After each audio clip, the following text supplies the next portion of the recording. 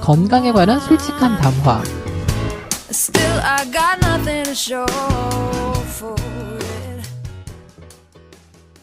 한약을 먹고 왔는데 간이 나빠졌다. 그런데 한국에서는 사실은 의료 문화 자체가 평생 한약 한 번도 안 먹은 사람은 없거든요. 피에 한약이 흐르죠, 일단. 그렇죠. 예, 태어났을 때부터 한약 안 먹는 사람이 없는데 간 나빠진 사람 물어보고 한약 먹었죠. 그러면 예, 한약 먹었는데 그것 때문에 그래 라고 한다 그러면 모든 게 말하자면 한약 탓으로 넘어갈 수밖에 없는 어떤 그런 게 하나의 원인이었지 않겠는가 생각이 되고요. 진짜 그럴 수 있겠네요. 두 번째는 한약과 민간약을 구분 못하는 경우가 있습니다. 무슨 얘기냐 하면 시골 할머니 장터에서 이른 약초 저른 약초 뜯어다가 가마솥에다가 푹푹 삶아서 먹는 것도 한약이고, 개소주집, 흑염소집이라고 한국의 탕제원에서 집어넣어서 하는 것도 한약이고, 그렇죠.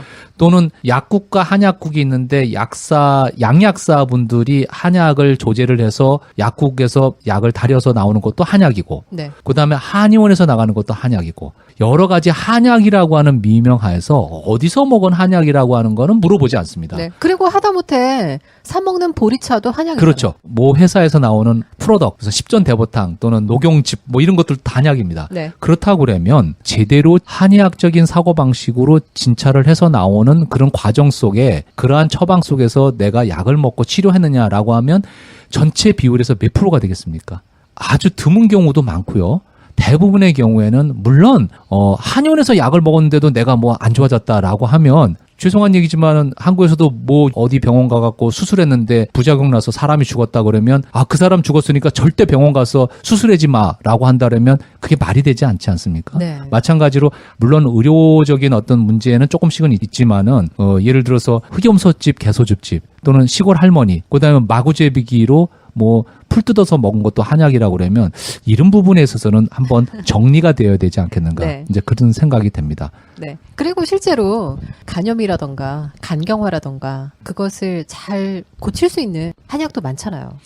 간에 있어서는 도리어 한국에서 경희대학교 한의과대학에서 생간건비탕이라고 하는 그런 약재들도 네. 테스트를 해본 경험이 있습니다. 그래서 간염이라든지 간경화 또 간질환에 있어서 간 기능이 활성화가 다 되어 있고 간의 회복 속도가 많은 것들이 페이퍼, 소위 말하는 논문들이라든지 실험들도 많이 있기 때문에 한약이라고 뭉구트려서 모든 한약은 안 좋다, 간에 나쁘다라고 하는 집단 최면에 걸려서 부정적인 사고방식을 갖고 있다라고 한다는 거는 그거는 문제가 되지 않겠는가. 네. 자 생각해 보시죠. 오늘 저녁 뭐 드셨죠? 오늘 아침 뭐 드셨죠? 콩나물, 김치, 그다음에 김치 안에는 마늘, 생강. 마늘 한약입니다. 생강 한약입니다. 콩나물 한약입니다. 네. 그리고 보리쌀, 쌀 다 이것도 한약입니다. 아침, 점심, 저녁 먹었으면 그거 한약 아닌 게 어디 있겠습니까? 다 섞이면 또 한약이죠. 네. 그러면 간 나빠져서 지금 간이 다 녹았을까요? 우리가 조선시대 때 우리 한국에서 예를 들어서 지석영 선생 이후에 서양의학이 들어오기 전에 다 한약 먹었습니다. 그러면 그때 한약 먹어서 우리 조상들은 이율곡 선생님, 신사임당, 퇴계 선생, 정약용 선생 다 내려오는 그 유명한 학자들 또는 그 조상님들 우리 다 기형아 나오고 간 나빠져서 간암으로 그때는 다 한약만 먹었는데 간질환에 해롱해롱해갖고 다 죽어버리고 한민족이 씨가 말라갖고 죽은 한국 민족이겠습니까? 그러면 한약 먹어서 간 나빠져서 간으로 다 죽은 사람이면 우리가 한국 사람이 몇 명 남았겠습니까? 그거는 아니지요. 똑같이 서양의학에서 마취해서 안 깨어났어. 그다음에 항생제 내성으로서 슈퍼박테리아가 막 나와. 그다음에 수술을 남발해갖고 거기에 장애가 일어났어. 그거가 일어날 수도 있는데 그게 서양의학을 절대 하면 안 돼라고 하지는 않지 않습니까? 그쵸. 우리가 서로를 배려하고 또 서로에 대한 존중을 하면서 이럴 때는 한방으로 가십시오. 이럴 때는 양방으로 가십시오. 이럴 때는 양방과 한방을 같이 합시다.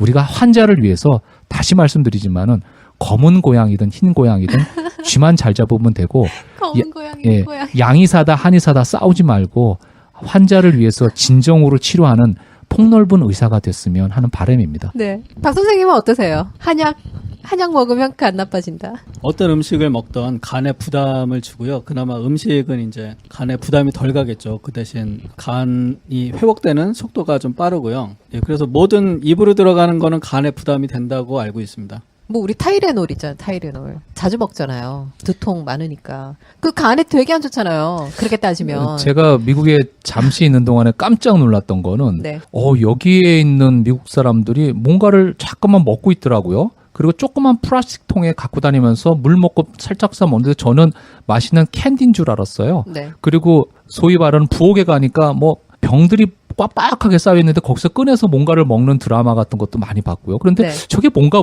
문화를 잘 몰랐었습니다. 그런데 나중에 봤더니 다 케미칼 들어기더라고요. 맞아요. 여기가 이제 보험이 안 되는 분들이 많다 보니까 내 병은 내가 고쳐야 되겠다라고 해서 소위 말하는 마트나 또는 이제 의사가 없이 쓰는 처방들이 많이 있으니까 그런 거를 자체 내에서 조제해서 그러다 보니까 부작용이 생기고 여러 가지 이제 시기를 놓치는 경우가 있는데 참 안타까운 게 있죠. 왜냐하면 보험 커버가 안 되어서 정말 어렵게 사시는 분들이 있다 보니까 또 거기서 돈을 아끼려고 살다 보니까 내가 막상 병에 걸렸을 때는 원인 치료를 못하고 증상만 치료하는 소위 말하는 이제 진통제다 이런 것만 쓰는 경우가 많기 때문에 네. 안타까운 게 있죠. 근데 문제는 이제 진통제를 오래 쓰셨던 분들을 이제 제가 환자로 받아보니까 진통제가 안 들어요. 언제부터. 그래서 진통제를 먹다 안 돼서 이제 오시는 분들이 결국은 치료도 굉장히 오래 걸리거든요. 그래서 참 이게 보면 딜레마예요. 그렇죠? 그런 게. 예, 그 딜레마에 빠지셨을 때는요. 저희 통증편 있습니다. 통증편 했을 때 아마 저희가 사람들에게 통증이 생기면 어떻게 해야 되는지 그 절벽에서 떨어지기 직전 뭐 그런 얘기 비슷하게 했거든요. 그러니까 통증이 왔을 때 처음에 좀 쉬시고 그리고 치료를 잘 받으시면 그렇죠. 그때 예를 든 게 안개 낀 절벽을 헤맨다. 그렇죠? 그런 표현을 했죠. 예. 네. 그래서 이제 여차하면 절벽으로 떨어지는 이제 그런 예를 들었던 기억이 나네요. 근데 그 앞에서 왜 나한테는 통증이 생겨서 더 앞으로 못 가게 하는지 그거에 대한 불만을 토로를 했다가 안개가 걷히고 나서 다음날 아침에 이래서 통증이 생겼구나. 그쵸. 나는- 떡하니 절벽에 있었어. 내 몸이 산다. 솔직담 2부 함께하고 있습니다.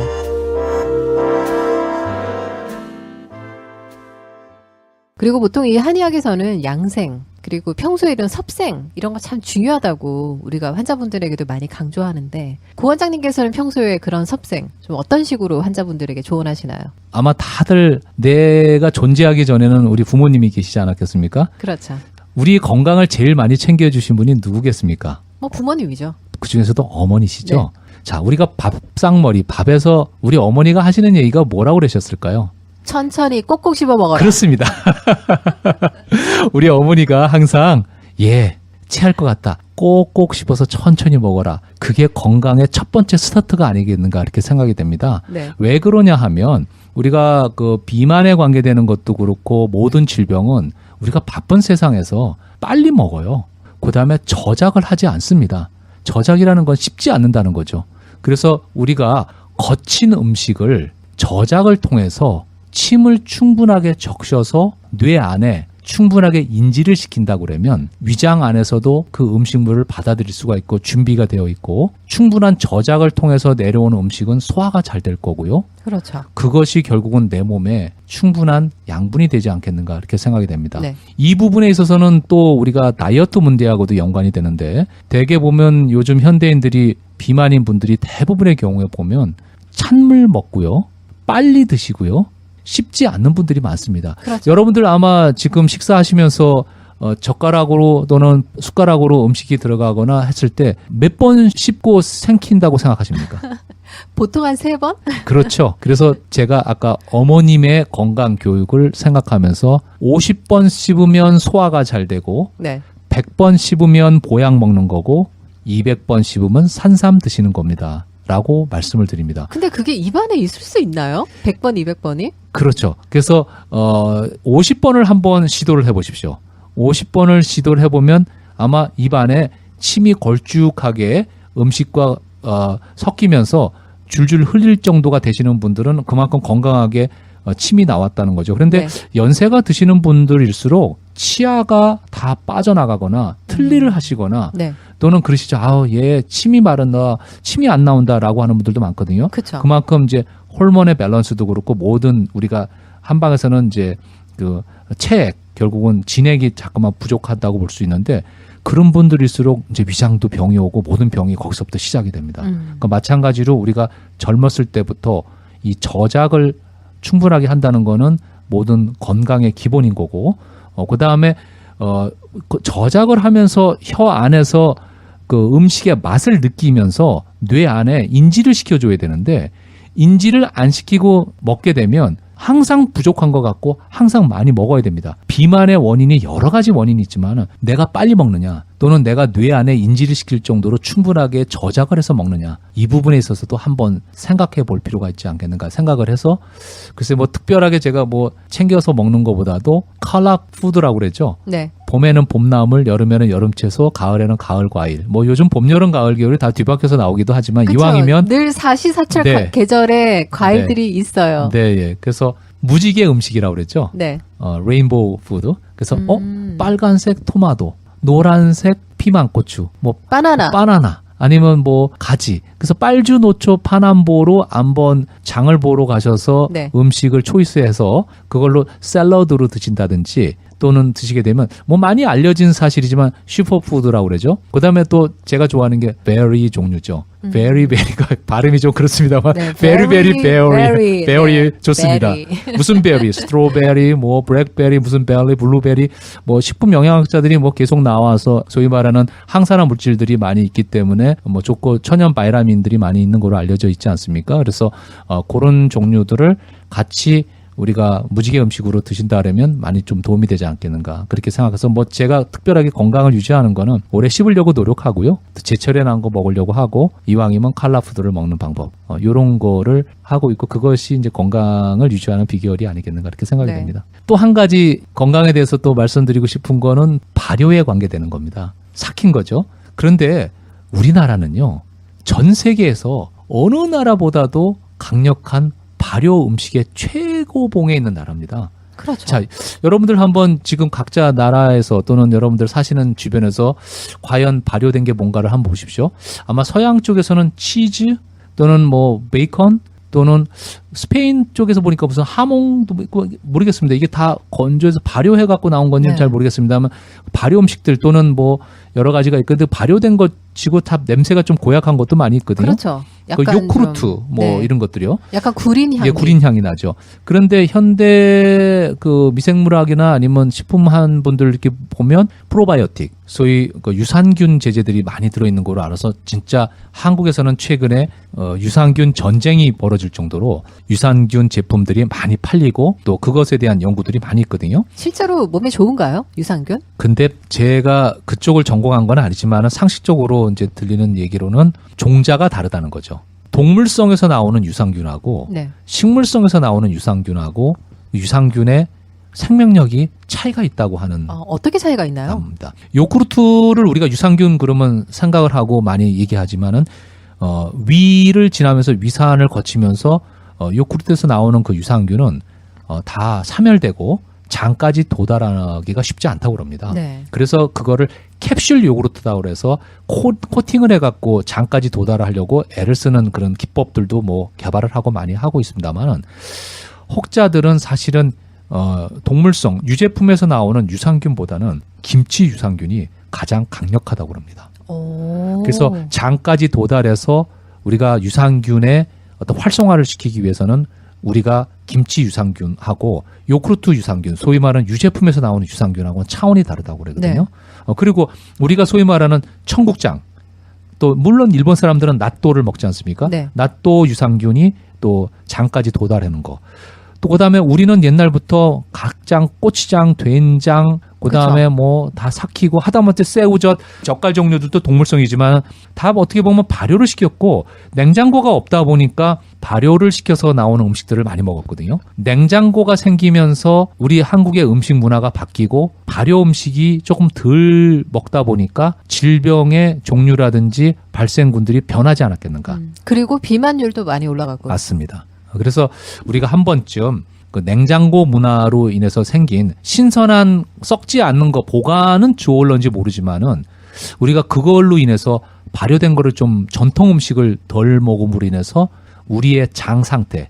예. 그래서 최근에 어떤 그 양방 쪽에서도 굉장히 예의주시하고 있는 게 뭐냐면 장누수 증후군이라는 게 있습니다. 네. 리키 것 신드롬이라고요.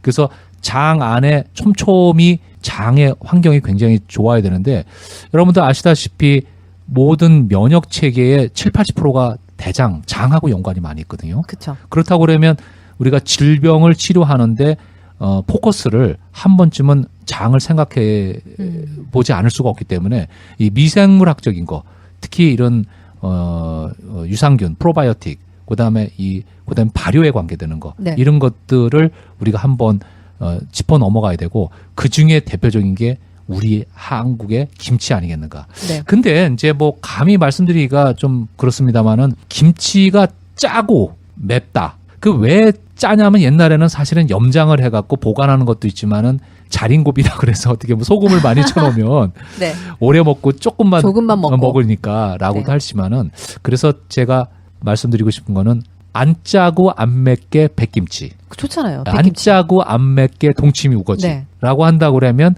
손쉽게 섭취할 수 있고, 또 많이 먹음으로 인해서 물론 이제 너무 뭐 많이 먹어서도 안 되겠습니다만은 적당껏 먹을 수 있는. 너무 짜고 매우면 사실은 김치 유산균의 효과를, 양리 효과를 봐서 우리가 건강을 증진한다는 데 있어서는 조금 너무 무리하지 않겠는가 생각이 네. 되기 때문에, 우리가 샐러드로도 많이 먹듯이 안 짜고 안 맵게 백김치, 안 짜고 안 맵게 동치미 우거지, 또는 낫또 라고 한다고 그러면, 여러분들이 아마 집마다 장맛이 다르다고 하지 않습니까? 손수 간단하게 백김치를 한번 담그신다든지, 열무김치를 담그신다든지, 동치미를 한번 담그신다든지 라고 한다면 우리 가족의 건강 또는 내 식구의 건강을 유지하면서 건강을 증진하는 데 가장 좋은 방법이 아니겠는가, 그렇게 생각이 됩니다. 김치를 안 먹는 박 선생님 어떻게 생각하시나요? 자, 견해가 다를 수도 있는데요. 장 내에 여러 가지 세균들이 많잖아요. 몸 안에 3,000종 정도의 세균이 있다고 하기도 하는데요. 몸 안에 환경이 바뀌면서 이제 어느 세균이 더 활발하게 움직이느냐. 그래서 만약에 위장에 문제가 생기면 헬리코박터균이 갑자기 그 개체수가 늘어나고, 아니면은 대장의 습이 늘어나면 또 그쪽에 해당되는 어떤 균이 늘어나고, 그러니까 환경이 바뀌면 그럴 수 있다는 거죠. 그러니까 절대적으로 좋다, 절대적으로 나쁘다, 이런 관점보다는요, 몸에 따라서 어떤 음식을 섭취를 할까. 만약에 습이 많으면 아무래도 좀 건조하게 되는 음식을 먹어서 장내 세균의 균형을 맞추는 게 중요할 것 같고요. 그 반대라면 좀 너무 건조하다고 생각이 되면 유산균처럼 좀 눅눅한 음식을 섭취를 해서 장이 좀 습기가 좀 생기게 그렇게 하는 게 좋을 거라고 생각이 됩니다. 굉장히 좋은 의견이죠, 그렇죠? 발효 음식에 대한 거는 우리가 솔직담에서 한번 다뤄볼 만하네요. 그 대장암 발병률이 급격하게 올라가 있잖아요. 그런 발효 음식이 줄어든 퍼센테이지하고 대장암 발병률이 올라간 퍼센테이지하고 비례하는 그런 부분들이 있지 않을까, 그런 생각이 듭니다. 자연의학자들의 10년 노하우, 솔직 담백한 이야기를 들려드립니다. 솔직담, 많이 청취해주세요.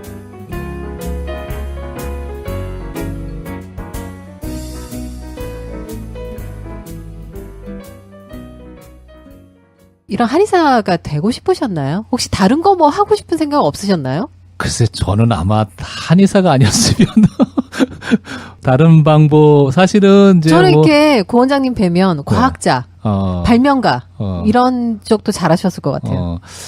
이거 사담입니다만은, 이제 제가 태어나게 된 거는 저희 모친께서 네. 아기가 없으셨는데 한의원에 가서 약을 먹고 저를 낳았다고 그럽니다.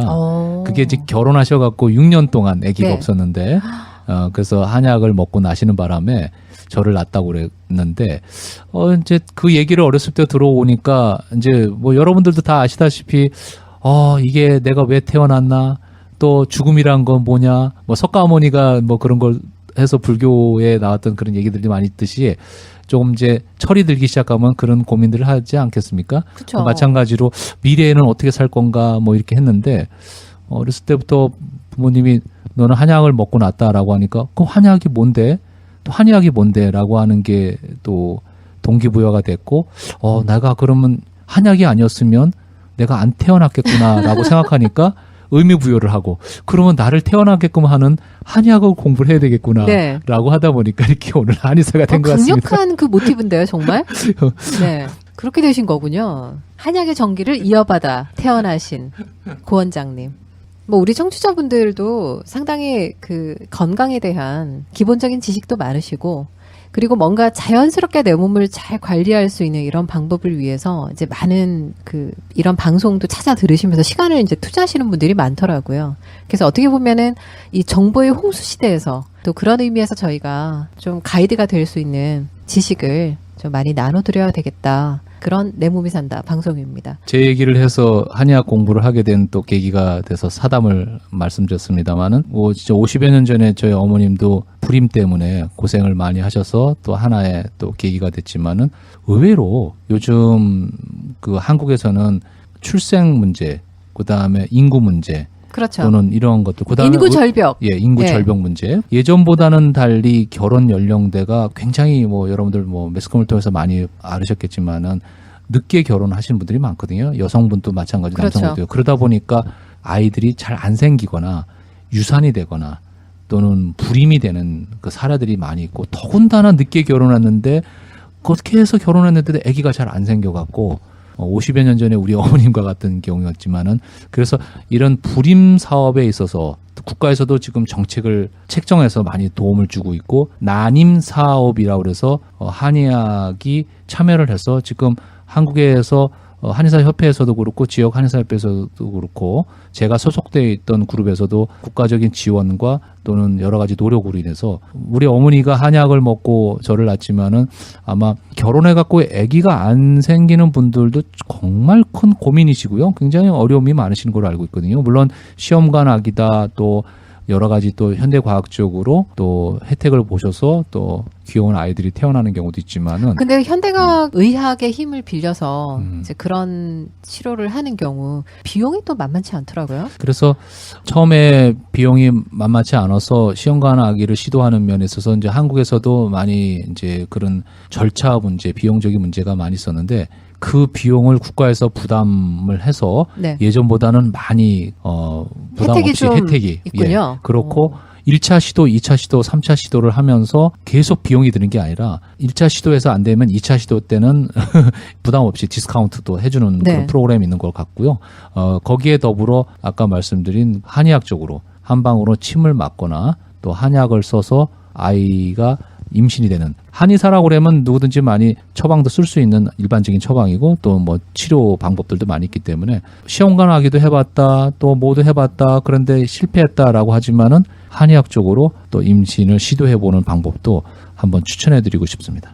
또 임신을 원하시는 분들은 좀 마음을 편히 하셔야 되는 것 같아요. 일단은. 제 생각에는 개인적인 생각인데요. 인구 문제는 이제 국가에서 책임지고 공교육비 아니면 출산 문제 이런 걸 합치면 1년에 한 200조 정도는 들어가지 않을까요? 사교육비, 공교육비 다 합치면 그냥 쓸데없이 이런 사업 저런 사업 나라에서 벌려갖고 효과도 없는 거 하기보다는 차라리 결혼을 해서 출산하는 가족에게 첫 번째는 4억을 준다던가 이런 식으로 하면 훨씬 더 잘 낫지 않을까요? 한의계 이재명.